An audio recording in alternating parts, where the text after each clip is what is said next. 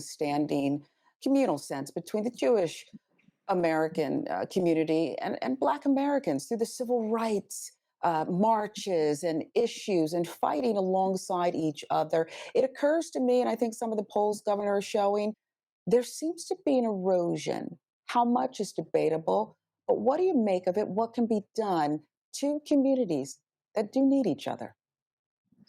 Yeah, and I'm not sure I can react to any particular poll, but I understand the point of your question. I think, we talked a moment ago, Sharon, about learning our history. Folks should study the history of Rabbi Abraham Joshua Heschel and the great Dr. Martin Luther King Jr. and the partnership that they formed in order to advance the civil rights movement, understanding that when Jews were being attacked for being Jewish, it was the Black community that was there that had their back. And in the civil rights movement, as Dr. King was moving that along and making progress through governmental actions, it was Jews who were quite literally marching alongside Black leaders, along with many other people. But that shared history, both the negative, that is being attacked for what you look like or being attacked for how you worship or how you were raised, as well as the positive progression that we have made, that is part of our shared history. And I think it is something that we need to find our way back to. It goes back to the question you asked before about what can be done. I think education is a key piece of this.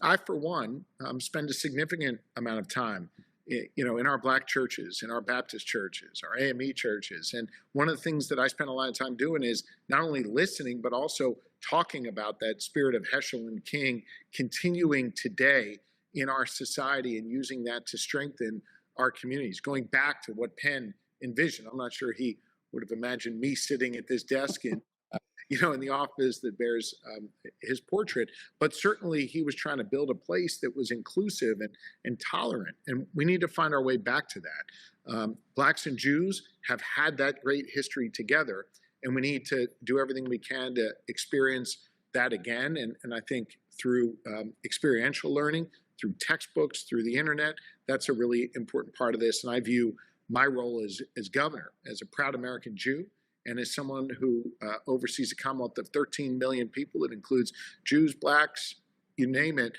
I have to be someone that tries to lift everyone up and bring people together, and I think education is a key piece of that.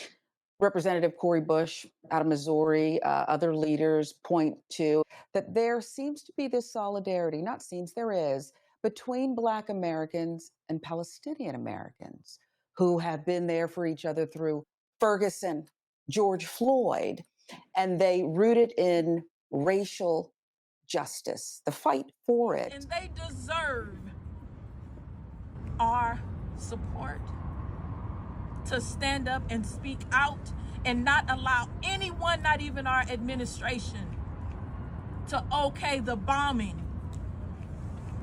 of a land of people. Do you think that leaders such as yourself are equipped to understand the many layers of this and why there would be this solidarity between the two communities?